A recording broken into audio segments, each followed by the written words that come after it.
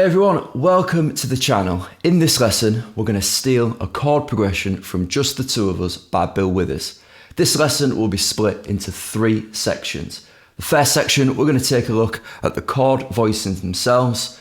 The second, we're going to take a look at some strumming patterns that we have available to us. And the third part, we're going to learn a pentatonic scale position that we can use to solo over this chord progression and create some lead guitar parts. First up, let's hear the chord progression.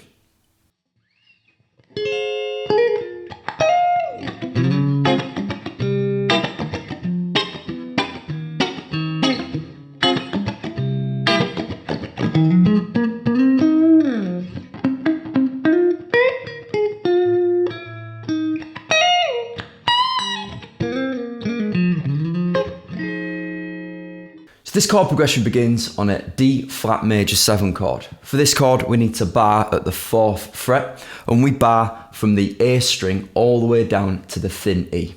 I try to mute the thick E string just with the tip of my index finger there. Then we need to be at the 6th fret of the D string, and that's with the ring finger. G, we need to be at the 5th with the middle finger, and then we need little finger at the 6th on the B, and that's going to create our first chord, which is D flat major 7. Now the chord voicings throughout this video are going to appear on screen quickly. To make it easy for you, you can click the link in the description and you can access my free songbook where they're all printed out and you can access them and have them in front of you. It's going to help you throughout the video. The second chord, we need to bar at the 3rd fret. Now that's going to be from the A string all the way down to the thin E. Then we take our ring finger and we're at the 5th fret on the D string, the 5th fret on the B with the little finger, and that's going to create our C7 chord.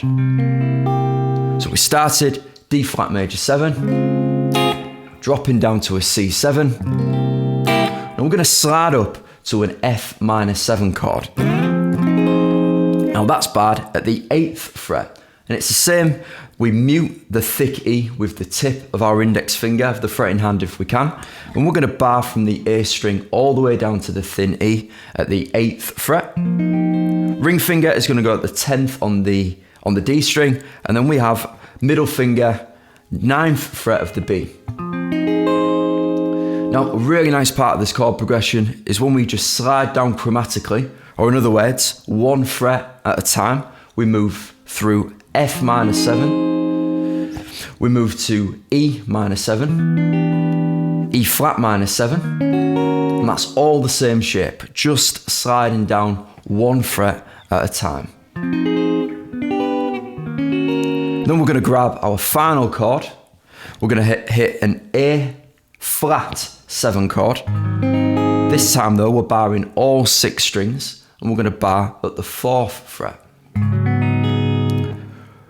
Ring finger is on the 6th fret of the A string, and the middle finger is going to take the G at the 5th fret. And that will give us our A flat 7 chord. So the first part of the progression would sound D flat major 7, C7, F minor 7, E minor 7, E flat minor 7, A flat 7. The next part of the progression is built from a similar series of chords. We pass through D flat major 7, C7, and we just stick on an F minor 7 for a little while. So from the beginning,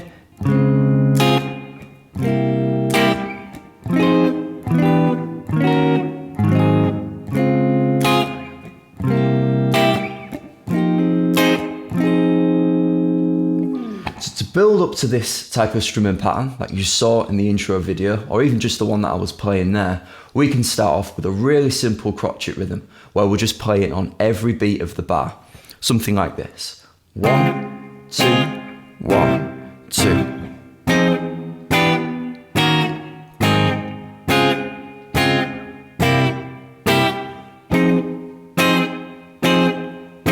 And that's going to get you used to changing through the different chord shapes, get your transitions between each chord nice and fluent. And then when you're ready, we can double the amount of times that we strum each chord. So instead of going 1, 2, we could play 1 and 2 and 1 and 2 and. Something like this.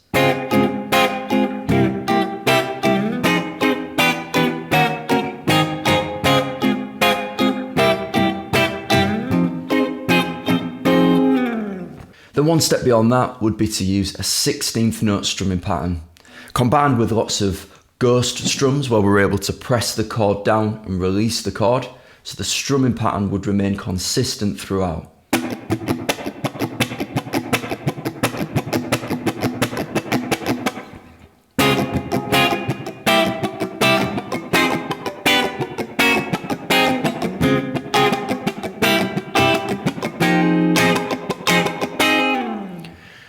The more you practice your 16th note strumming patterns, the more fluent you'll become, and you'll be able to improvise your own strumming patterns throughout this chord progression. So finally, we can take a look at the lead guitar parts that you saw in the intro video. The majority of that was built up just using one pentatonic scale. Now, the key of the song is required to know which pentatonic scale that you need to use. So again, if you click the link in the description and download the songbook, all of the key signatures for all of the songs that I teach on this channel are listed in the book, and it'll tell you which pentatonic scales that you need to use. So for this one, we're in F minor. The scale that we're going to use is built at the 13th fret of the thick E. So we would play 13, and then we would go up to 16.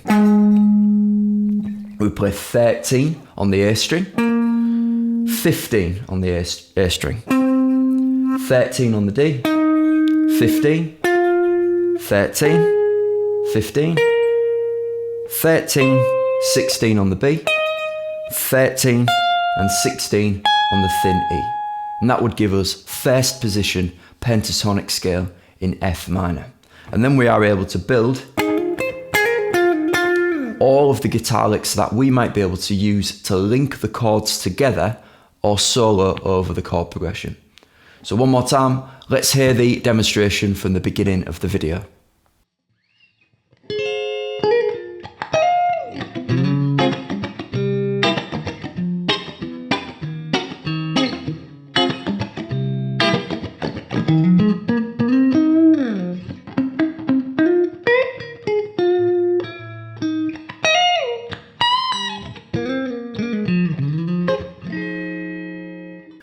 Alright guys, let me know how you get on with that in the comments. And just one final time, remember all of the chord voicings that you've seen in this video are printed in my free songbook. So hit that link in the description